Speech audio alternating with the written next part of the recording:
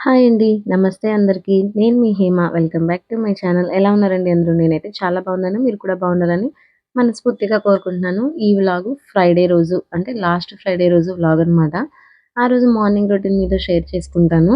ఇంకంటే ఈ morning 6:30, 7 to 10 వరకు అంటే 10, 10:30 వరకు నా రొటీన్ ఎంత బిజీగా, హడావిడిగా, హరీగా ఉంటుందో మీకు చూపిస్తాను. ఇంకా మార్నింగ్ అయితే ఫస్ట్ రాంగానే నేనైతే పాలే కాగబెట్టుకున్నానులెండి. అంటే బ్రష్ చేసొచ్చి థైరాయిడ్ టాబ్లెట్ వేసుకొని వంటగదిలోకొచ్చాను. ఎందుకంటే ఒక 1 అవర్ దాకా ఏం తినకూడదు కాబట్టి ముందు పాలు పొయ్యి మీద పెట్టేసి ఈలోపేంటంటే రైస్ కడిగి ఎసరు పోసేటప్పటికి పాలు కాగిపోతాయి కదా! అది అయిపోయిన తర్వాత పాలు దించేసుకొని రైస్ అయితే పెట్టేసానండి. రైస్ పెట్టిన తర్వాత పిల్లలకైతే ఈరోజు టిఫిన్ అయితే ఆమ్లెట్ అంటే చపాతీ ఉంటది గదా! ఎగ్ చపాతీ అది చేద్దాం అనుకున్నాను. నైట్ గురువారము ముందు రోజు పూరీలు చేశాను. కొన్ని చపాతీ ఎక్స్‌ట్రా చేశానులెండి. పిల్లలకి ఎగ్ చపాతీ చేసి పెట్టొచ్చులేనని చెప్పి. ఇలా అయితే ఎక్స్‌ట్రా చేసుకున్నాను. నేను ఎప్పుడూ ఇలే చేస్తానండి. పూరి చేసినా, చపాతీ చేసినా కొంచెం ఎక్స్‌ట్రా చేసేస్తాను. అంటే పనిలో పని అయిపోతది కదా అని. ఎందుకంటే ఆ నెక్స్ట్ పిల్లలకి ఇలా ఎగ్ చపాతీ చేసి పెట్టొచ్చులేనని మళ్ళీ సెపరేట్‌గా స్పెషల్‌గా చపాతీలు చేసుకొని, అవి కాల్చుకొని మళ్ళీ ఇదంతా చాలా పని అవుతుంది కదా అని చెప్పి నేనైతే ఇలా ఎగ్ చపాతీకి ముందే ఇలా ప్రిపేర్ చేసుకొని పెట్టుకుంటాను. మార్నింగ్ ఏంటంటే చలికాలం కదండీ! పిల్లలు కొంచెం అంతా లేట్‌గా లెగుస్తున్నారు. పెద్దవాళ్ళం మనకే కొంచెం నిద్ర లెగవాలి అనంటే కొంచెం చలికాలం అస్సలు ఆ రగ్గులు, దుప్పట్లు వదిలిపెట్టి రాబుద్ది కాదు కదా! చిన్న పిల్లలు కదా! వాళ్ళు కూడా అంతే కదా! సరేనని చెప్పి 8:30 కల్లా స్కూల్‌కి వెళ్ళాలి. 7:45కి అలా అయితే లేపడం స్టార్ట్ చేశాను. అంటే కొంచెం ముందే లేపినా గానీ మమ్మీ 5 మినిట్స్, మమ్మీ 5 మినిట్స్ అంటూ ఉన్నారు. సరే అని చెప్పి వదిలేసేసేసి 7:45కి అయితే లేపాను. నిద్ర లెగవంగానే ముందు టైం అయిపోతుంది. మీరు ఫ్రెష్ అయ్యి వచ్చేయండి అంటే వాళ్ళు వాష్‌రూమ్స్‌కి వెళ్ళి బ్రష్ చేసుకొని స్నానం చేసి వచ్చేటప్పటికి 8:30 అయితే అయిపోయింది.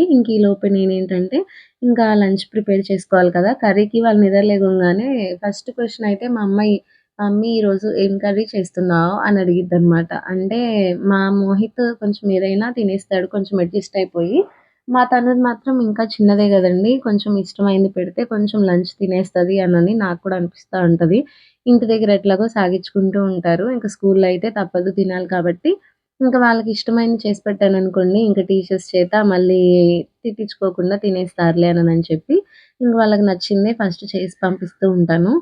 మా అమ్మాయయితే ఆ రోజు ఎగ్ ఫ్రై చేయమంది. సరే అనని చెప్పి లంచ్‌లో కూడా వాళ్ళకి ఎగ్ ఫ్రై అయితే చేశానులెండి. అదే క్యారేజీలో అయితే కలుపుతున్నాను. మా పిల్లలకేంటంటే కలిపేసి పెట్టకూడదు. కలిపి పెడితే చప్పబడిపోయినట్టు ఉంటదని చెప్పి వాళ్ళు అంత ఇష్టంగా తినేవాళ్ళు కాదు. కొంచెం ఇదివరకు చిన్న పిల్లలప్పుడంటే కొంచెం అలా కలిపేదాన్ని గానీ, ఇప్పుడు పెద్దోళ్ళయ్యారు కదా! కొంచెం అంతా. మా తను అంటే 9 ఇయర్స్ కదా!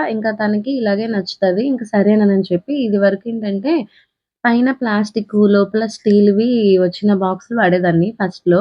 తర్వాత ఏంటంటే కొన్ని వీడియోస్ యూట్యూబుల్లో, ఫేస్‌బుక్కుల్లో చూసిన తర్వాత అంటే పైన బాగున్నా లోపల పురుగులుంటాయి, అదుంటాయి, ఇదుంటాయి అని చెప్పి కొన్ని వీడియోస్ అయితే చూసాను. నాకైతే వామ్మో! అనిపిచ్చి దగ్గరగా 2 ఇయర్స్ నుంచి కంటిన్యూ‌గా స్టీల్ క్యారేజీలే వాడటం అయితే స్టార్ట్ చేశానండి. అందుకని చెప్పి పైన బాక్స్‌లో ఏంటంటే రైస్ పెట్టేసి నెయ్యి వేస్తాను. ఎప్పుడూ పైన బాక్సు వాళ్ళకి కర్రీ రైసే. పెరుగన్నంకి కొంచెం తక్కువ పెడతాను కాబట్టి వాళ్ళకి అర్థమైపోతుంది. ఒకవేళ కన్‌ఫ్యూజ్ అయినా ఎప్పుడు నేను పై బాక్స్‌లో వాళ్ళకి కర్రీ రైసే పెడతానని తెలుసు. సెకండ్ బాక్స్‌లో ఏమో కర్డ్ రైస్‌కి పెడతాను. అందులో ఏం వెయ్యను. పెరుగు వేస్తే వాళ్ళకి గట్టిగా అయిపోతుంది. ఒక్కొక్కసారి వాటర్ వేసుకొని కలుపుకోవాలంటే స్లిప్ అయిపోయి కొంచెం వాటర్ ఎక్కువ పడిపోతున్నాయి మమ్మీ అంటున్నారనని చెప్పి ఇంకేంటంటే లాస్ట్ అడుగున బాక్స్‌లో ఏమో ఫ్రైయో, కర్రీయో ఇంకేది చేస్తే అదైతే పెట్టేస్తాను. పప్పు, సాంబార్ గాని, పప్పుచారు ఇలాంటివేదైనా చేసినప్పుడేంటంటే అప్పడాలు అలాంటివి సెపరేట్ బాక్స్‌లో కొన్ని ఎక్కువ వేసిస్తాను. ఎందుకంటే వాళ్ళవి వాళ్ళ ఫ్రెండ్స్‌తో షేర్ చేసుకొని తింటారు అనని. పెరుగైతే మళ్ళీ దానికి సెపరేట్ బాక్స్‌లో వేసేసి పెరుగులోనే సాల్ట్ ఏస్తానండి. వాళ్ళకేదైనా బాగా ఫేవరెట్ అనుకోండి రైస్‌తోనే అడ్జస్ట్ చేసుకొని కర్రీ రైస్ తినేస్తారు. కొంచెం అటు ఇటు ఉండే రైస్ ఏదన్నా అయితే మాత్రం లేదంటే ఏదైనా కొంచెం అంత స్పైసీ అయింది కర్రీ అంటే మాత్రం కొంచెమేమో కర్రీ రైస్ తినేసి, కొంచెమేమో కర్డ్ రైస్ తింటారు. ఇష్టమైన కర్రీ అయితే మాత్రం నేను పెట్టి పంపించిన 2 బాక్సెస్ కర్రీస్‌తో తినేసి, ఈ పెరుగులో సాల్టేసి ఇస్తాను కదా! దాన్ని కలిపేసుకొని మామూలుగా రైతాలాగా ఉత్త పెరుగైతే తింటారు. మా పిల్లలకి ఉత్త పెరుగు తినటం బాగా అలవాటండి. చిన్నప్పుడు ఏంటంటే మా మోహిత్‌కి కొంచెం అలవాటు తక్కువ. అంటే వాడేంటంటే 3 అలా రాగానే నేను స్కూల్‌కి పంపించేసేసేసాను. తర్వాత వాడు షాప్‌లో ఉండింది తక్కువ. వాడికి స్కూల్‌కెళ్ళిన తర్వాతే మేము షాప్ పెట్టుకోవడం అలా జరిగిందిలెండి. ఇంక దాని తర్వాతేంటంటే మా తనూది మాత్రం అది చాలా చిన్న పిల్ల. ఖచ్చితంగా 1 ఇయర్ బేబీ.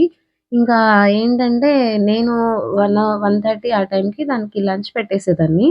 ఇంక తర్వాత నేను తినేసేదాన్ని. ఇంక నేను తిని ఆడుకుంటుంది గదా! అనని చెప్పి నేను పక్కన వదిలిపెట్టి నేను బయట షాప్ దగ్గర ఏదైనా చూసుకున్నా మా వారెళ్లి భోజనం చేసే టైంకి ఏం చేస్తదంటే లోపలికెళ్ళి కూర్చొని పెరుగు తినేసి బయటకొచ్చేదనమాట. అసలది రెగ్యులర్‌గా ఆ పని చేస్తా ఉంటది. నాకెప్పుడన్నా ఇలా సరదాగా ఏదైనా పెరుగు చూసినా, ఆ చిన్నప్పుడు మెమోరీస్ అయితే నాకు బాగా గుర్తొస్తాయండి. ఎంత క్యూట్‌గా మళ్ళీ ఎక్కడ కొడతానేమో అన్నట్టు హ్మ్. హ్మ్. హ్మ్. అన్నట్టు భలే చెప్పేది. నాకు భలే అలాంటి మెమోరీస్ అలాంటి మూమెంట్స్ అన్నీ ఇలా ఏదైనా పని చేసేటప్పుడు గుర్తొస్తా ఉంటాయి. భలే హ్యాపీనెస్ అనిపిస్తది. ఇంకా వయసంటే పెద్దదయిపోయింది కాబట్టి అలాంటి మూమెంట్స్ మళ్ళీ మనం మన మనవరాల్లోనో, మనవళ్ళలోనో చూసుకోవాల్సిందే గదా! అదనమాట. పెరుగు జూస్తే మాత్రం చిన్న పిల్లల్ని జూసినా, పెరుగు జూసినా కొంచెం నాకు గుర్తొస్తూ ఉంటది ఎప్పుడన్నా ఒకసారి. సరే మీకు చెప్దాము మా అమ్మాయి మా తీపి జ్ఞాపకాలనని చెప్పి మీతో అలా చెప్పాననమాట. ఇంక సరేనని చెప్పి అలా పెట్టేసి ఇంక ఈరోజు స్నాక్స్‌కైతే ఎగ్ చపాతీ అయితే పెట్టాను. ఎందుకంటే ఇంక పిల్లలైతే తినలేదండి మార్నింగ్ టిఫిన్ ఎందుకంటే టైం అయిపోయింది. ఇంకా ఓన్లీ పాలొకటి తాగేశారు.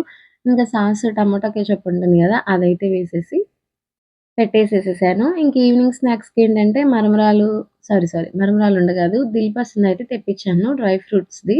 ఆహ్, బావుంటది. మాకు ఇంటి దగ్గర బేకరీలో ఉంటదనమాట. టేస్ట్ కూడా బావుంటది. వీళ్ళు విడిగా డ్రై ఫ్రూట్స్ తినాలంటే నాంచి తింటారు. అలా కాకుండా ఇలా దిల్ పసంద్‌లో వస్తే డ్రై ఫ్రూట్స్‌తో హెల్త్‌కి మంచిది కదా! అందులో శనక్కాయ పప్పులు జీడిపప్పులు, ఇంకా కిస్మిస్ కానీ, ఖర్జూరం ఇలాంటివన్నీ లోపల ఉంటాయండి. ఆ రోల్ లోపల బావుంటది. సరేనని చెప్పి ఇంక చెరొక పీస్ ఈవినింగ్ స్నాక్స్‌కయితే పెట్టి పంపించాను. Compulsory morning snacks, evening snacks అయితే పెట్టి పంపించాల్సిందేనండి. ఎందుకంటే ఈవినింగ్ పిల్లలొచ్చేటప్పటికి 5:30, 5:45, 6 అలా అవుతుంది. ఎందుకంటే 5:10కి అలా స్కూల్ అయిపోతుంది గానీ, పిల్లలు కొంచెం సేపు ఆడుకుంటారండి. ఉంచినా ప్రాబ్లమ్ లేదు అని వాళ్ళ సార్ వాళ్ళైతే చెప్పారు. సరే ఇంటికొచ్చిన తర్వాత మాకు అపార్ట్‌మెంట్ కదండీ! ఇక్కడ ఆడుకోవడానికైతే పర్మిషన్ లేదు పిల్లలు. ఏదైనా కావాలి అంటే మా ఫ్లాట్ ముందే ఆడుకోవాలి. కిందకొచ్చి సెల్లార్‌లో ఆడటానికి లేదు అనని చెప్పారు.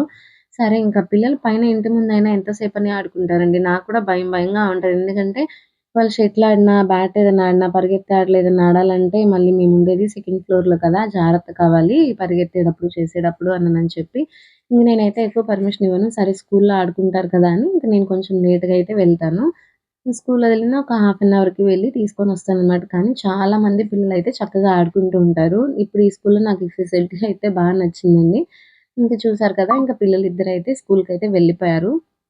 ఇంక ముందు వాళ్ళు వెళ్ళిన తర్వాత ఇంక నేను చూసారు గదా! ఇంటి పరిస్థితి, కిచెన్ పరిస్థితి ఇలా అయితే ఉంది. నా పిచ్చి మొఖాన్ని చూసి గబాలన ఏమి అనుకోకండి. అంటే ఇంక నిద్ర లెగవడంతోనే ఇంక బ్రష్ ఒకటే చేసేసి వస్తాను. ఇంక తల దూకోవడం అలాంటివైతే ఏం చెయ్యలేదండి నేను.